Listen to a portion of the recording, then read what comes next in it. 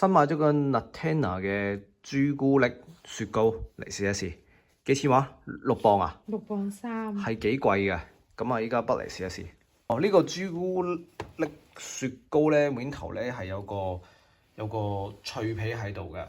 咁啊得一層嘅啫。咁所以可能佢係純粹係俾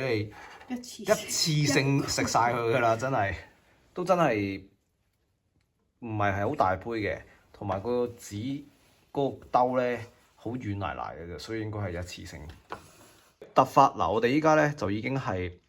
畢咗一半啦。咁咧佢中間咧係仲會再有翻一層脆皮喺度嘅，即係總共係有2層脆皮。咁可能你可以畢到2次嚟食啦。試咗一啖，咁咧佢係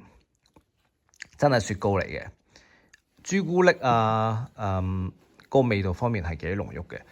但佢就其實比較似榛子醬嘅朱古力